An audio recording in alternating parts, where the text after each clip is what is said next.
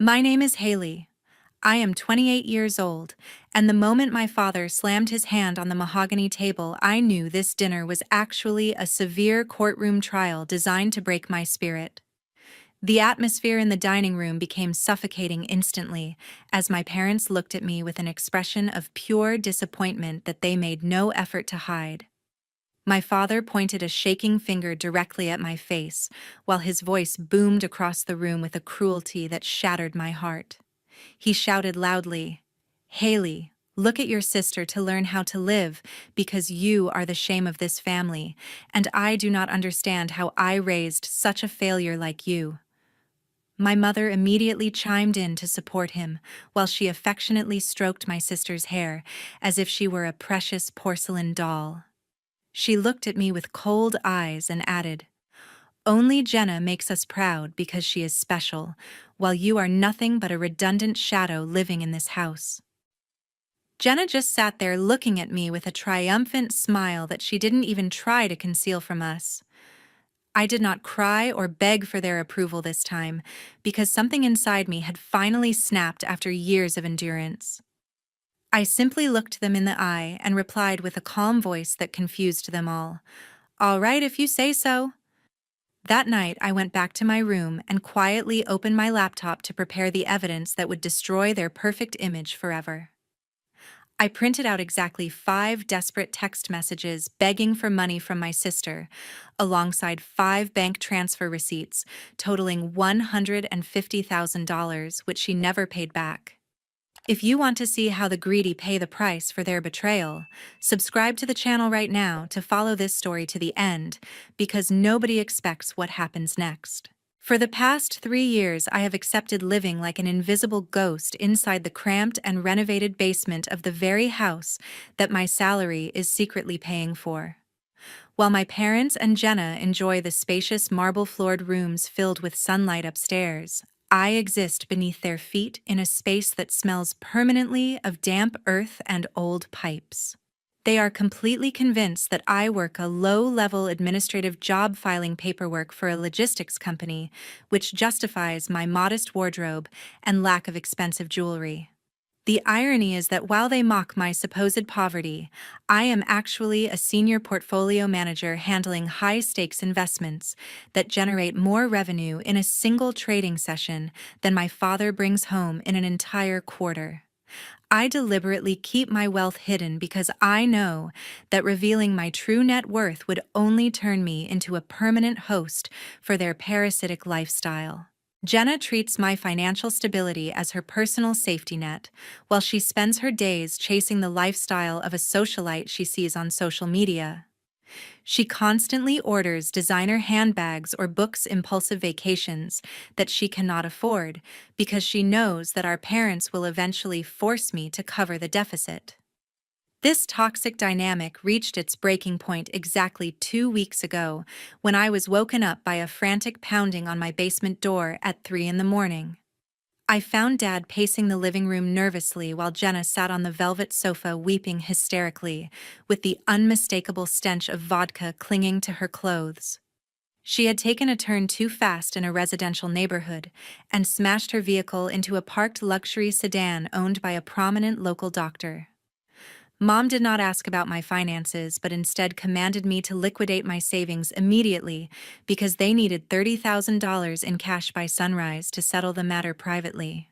They were terrified that a police report would ruin Jenna's reputation right before her engagement and destroy the facade of perfection they had carefully built for the community. I sat there with my laptop on my knees, transferring the funds while Dad stood over me checking his watch impatiently as if I were a slow bank teller. When the transaction finally cleared, Jenna did not offer a single word of gratitude or apology for wiping out a significant portion of my hard-earned money. Instead, she wiped her smudged mascara and complained that I should have done it faster because the stress was giving her a terrible migraine. Dad dismissed me back to the basement with a cold remark that it was my duty as the elder sister to protect the family image from scandals caused by youthful mistakes. I walked back down the stairs that night, feeling the weight of their entitlement crushing my chest, because they truly believed my existence served no other purpose than to pay for their sins. They had no idea that the $30,000 was not a gift of love, but the final entry in a ledger that I was preparing to close forever. That fateful Friday evening, the pungent smell of slightly burnt steak filled the dining room, which signaled that an emotional storm was about to break over our family dinner. Jenna tapped her crystal wine glass loudly with a silver fork to demand immediate attention from everyone at the table. Her eyes sparkled even brighter than the diamond ring she was purposefully flashing under the chandelier light. She announced with theatrical excitement that her boyfriend Ethan had finally proposed to her earlier that afternoon. She proudly declared that their engagement party would be held this coming weekend at the exclusive country club, where only the wealthiest families in the state held memberships. My father immediately beamed with pride and leaned back in his chair as if he himself had just won a major lottery jackpot. He looked from Jenna's beaming face to my quiet demeanor and let out a sigh that was clearly meant to be an insult. He pointed his steak knife in my direction and launched into his favorite lecture about success and worthiness. "Haley, look at that ring on your sister's finger, because you will never see anything like it in your entire miserable life," Dad said with a cruel smirk that twisted his features. "You work yourself to death for pennies and can't even afford the box that ring came in, so you should learn how to live smartly like Jenna instead of wasting your life." I felt a surge of indignation rise in my chest because just 2 weeks ago I had emptied my savings to save his precious daughter from a lawsuit. I tried to speak up about my contributions and remind them that without my financial support, this house would have been foreclosed on months ago. However, my mother cut me off instantly with a wave of her hand, as if swatting away an annoying fly buzzing near her face. "Do not dare to bring up those few pathetic dollars and act like you are some kind of savior to this family."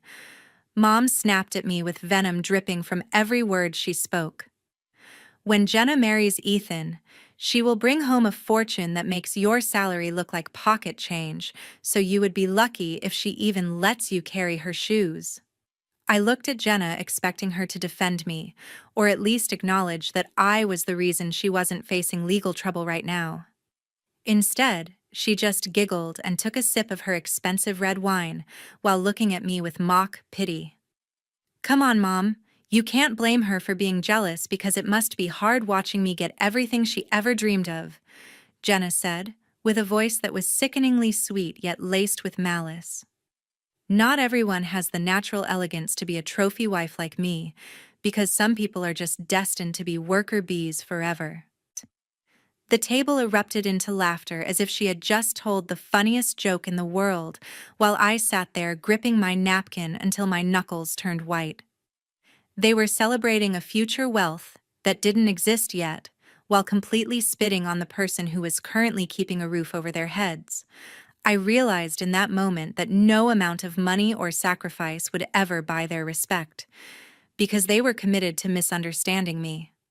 The burnt steak suddenly tasted like ash in my mouth as I swallowed the bitter realization that I was utterly alone in this room full of relatives.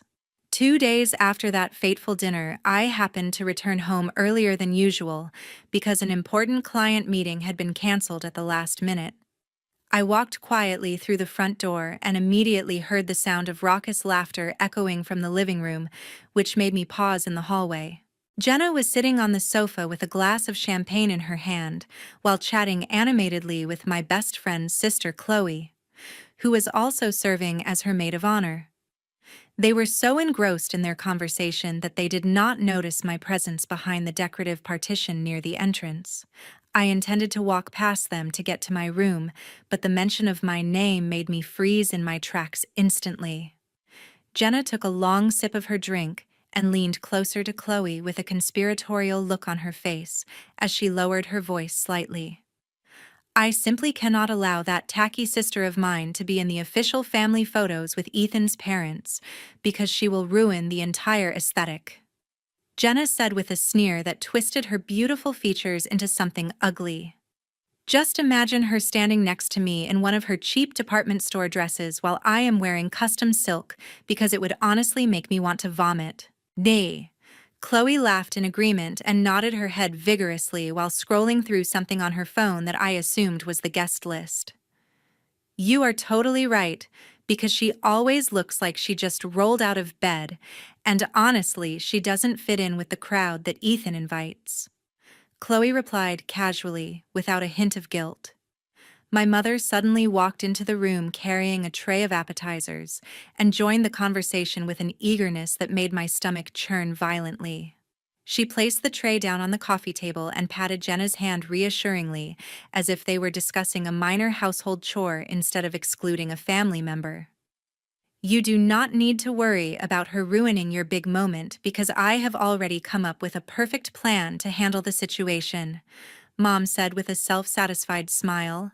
I will tell her that we are short-staffed in the kitchen and need someone to wash glasses in the back area so she will be too busy to come out. Jenna clapped her hands together in delight and looked at our mother with genuine admiration for coming up with such a humiliating idea. That is absolutely brilliant, Mom, because she is used to manual labor anyway, so she won't even suspect a thing, Jenna exclaimed happily. Besides, she is only useful as a walking ATM machine for us, so there is no point in letting her stand next to Ethan and lower the value of my party. I stood there in the shadows, feeling a cold numbness spread through my veins as the reality of their betrayal sank in deeper than any knife could cut. I slowly pulled out my phone from my purse and pressed the record button to capture every single word of their cruel plan clearly. They continued to laugh and mock my existence for another 10 minutes, while I stood silently on the other side of the wall, gathering the ammunition I needed. I realized then that they did not just see me as a failure, but as a tool to be used and discarded whenever it suited their selfish needs.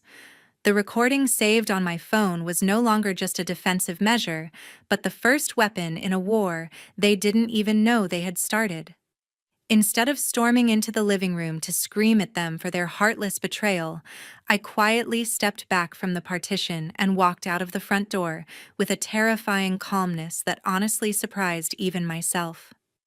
I sat in the driver's seat of my sedan for several long minutes, while watching the warm glow of the living room windows where my family plotted my humiliation. The tears that I expected to come never arrived, because they had been replaced by a cold and calculating resolve to end this cycle of abuse once and for all. I started the engine and drove away from the house without looking back, because I had a substantial amount of work to do before the sun came up. My first destination was the private branch of my bank, where I requested an emergency meeting with my account representative to access records that went back half a decade. The personal banker looked at me with visible concern as the high-speed printer churned out page after page of undeniable proof regarding my financial enslavement to my ungrateful family. I sat there watching the stack of warm paper grow higher with every passing second, while the ink detailed every bail settlement, credit card payoff, and mortgage transfer I had authorized.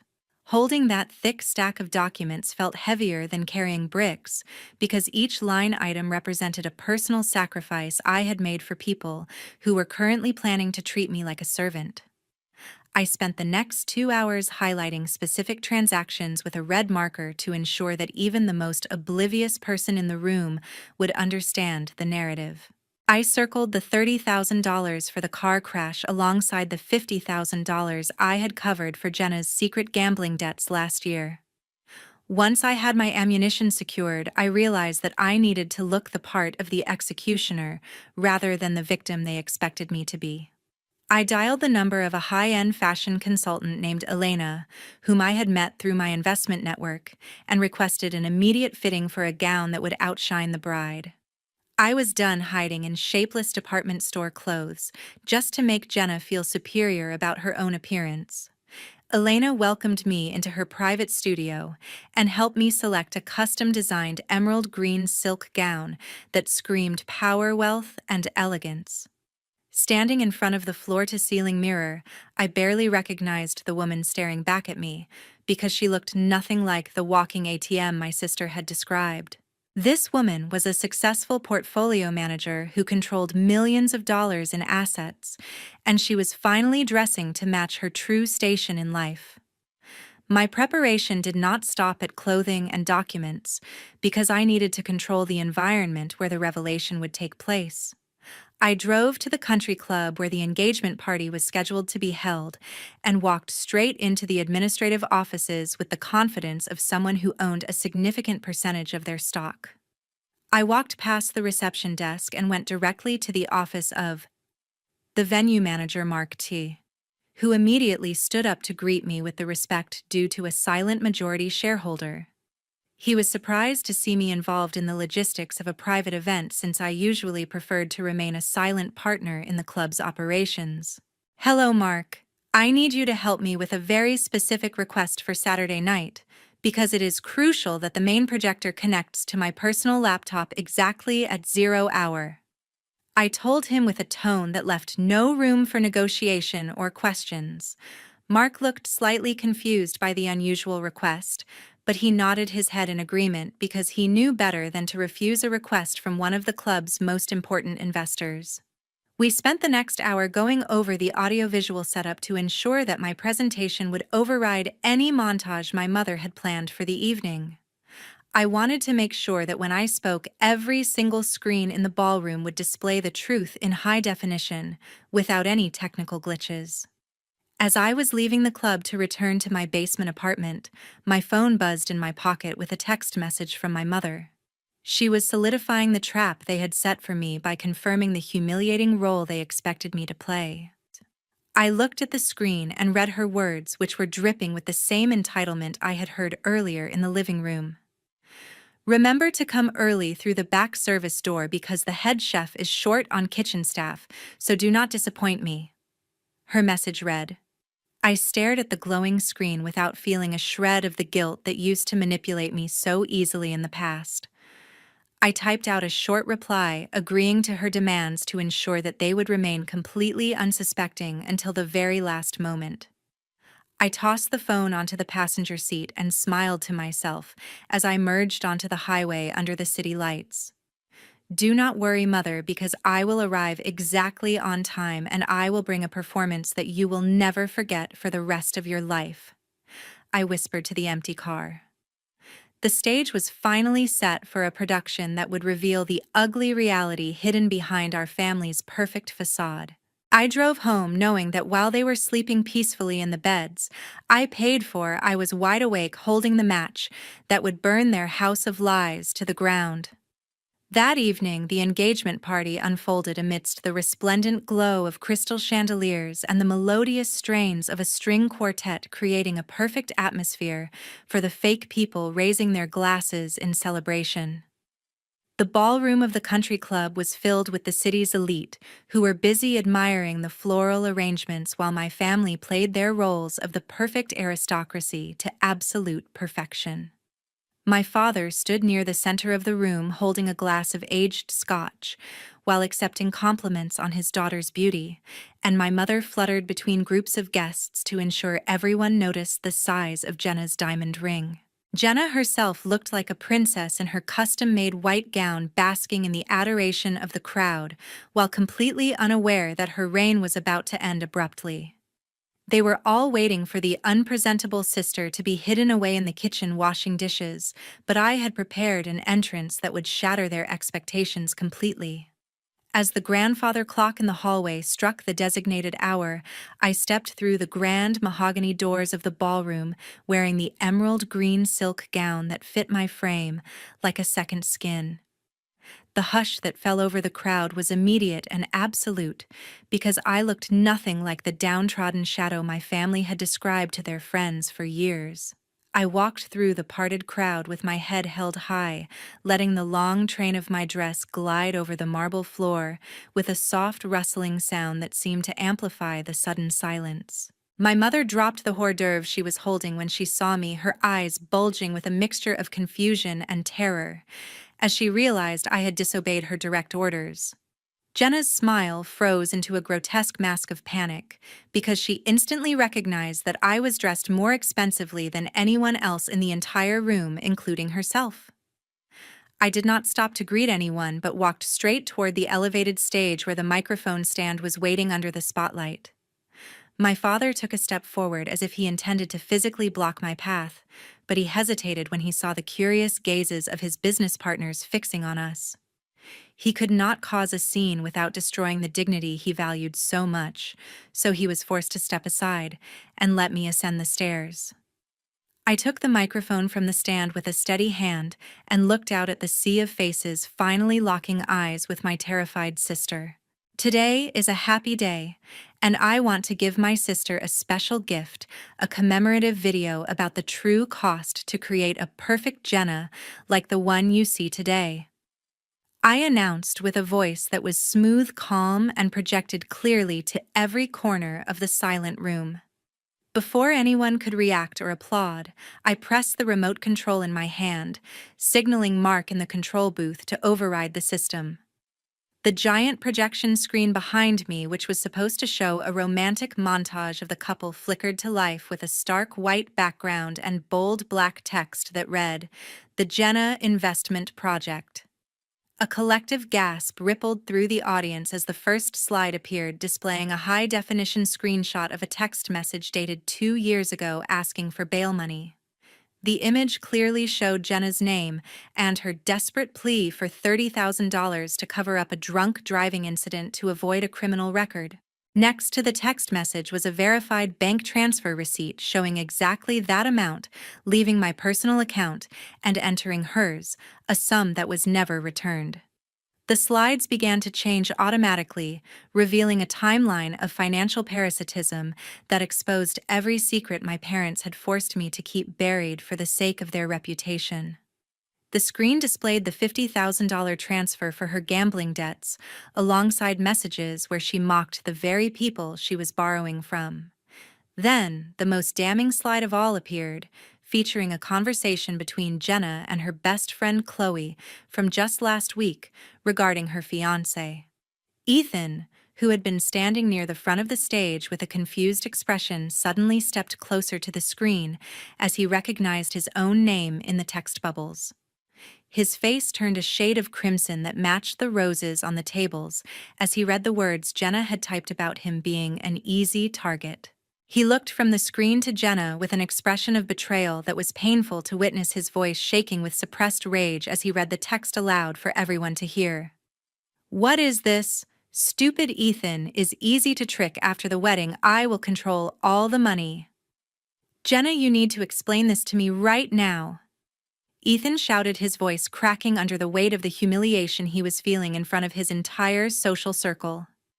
Jenna stood frozen in her white dress, her mouth opening and closing like a fish out of water, because there was no lie clever enough to refute the screenshots looming behind us.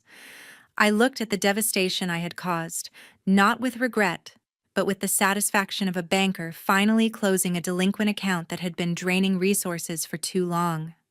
I turned back to the microphone one last time to deliver the final statement that would quantify exactly how much their false image had cost me over the years. Total is $150,000 never paid back, and this is the invoice for the classiness she is always so proud of," I said, coldly dropping the microphone onto the stage floor, where it landed with a heavy thud that echoed like a gavel ending a trial. The suffocating silence that had briefly gripped the ballroom was suddenly shattered by a rising wave of whispers that sounded exactly like a swarm of angry bees escaping their hive.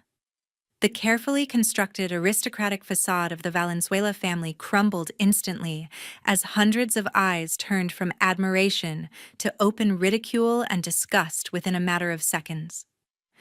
Guests who had been fawning over my mother just minutes ago were now covering their mouths to hide their laughter or pointing their phones at the screen to capture the evidence of our disgrace. The prestigious members of the country club were no longer looking at a respectable family, but were staring at a group of fraudsters who had been exposed in the most public way possible. My mother stood frozen near the buffet table, looking as if she wanted the marble floor to open up and swallow her whole while clutching her pearls in sheer terror. Ethan stared at the text messages looming large behind us with a look of absolute revulsion before slowly pulling the diamond ring off the finger of my sobbing sister. He did not yell or make a scene, but simply tossed the expensive jewelry onto the table where it landed with a harsh clatter that seemed to signal the final death of their relationship. He looked straight into Jenna's tear-stained face and delivered his verdict with a voice cold enough to freeze the champagne in the glasses nearby. I can accept poverty without judgment, but I absolutely detest lies and financial exploitation, so do not ever appear in front of me again, Ethan stated firmly. He turned on his heel and motioned for his parents to follow him out of the venue, without sparing another glance at the woman he had planned to marry just an hour ago. Jenna collapsed onto the floor in a heap of white tulle while screaming Ethan's name in a desperate attempt to stop him from leaving the room.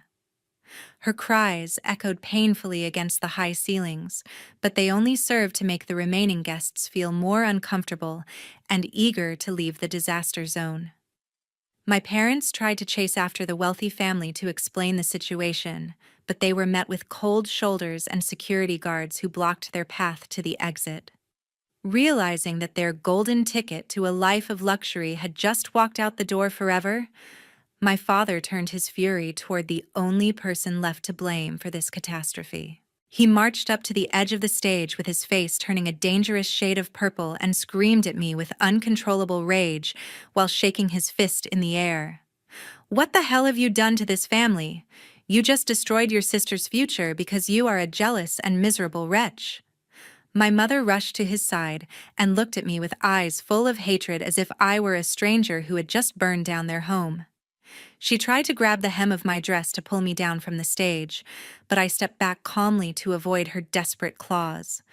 I looked down at them from my elevated position without flinching, because his anger no longer held any power over me after tonight.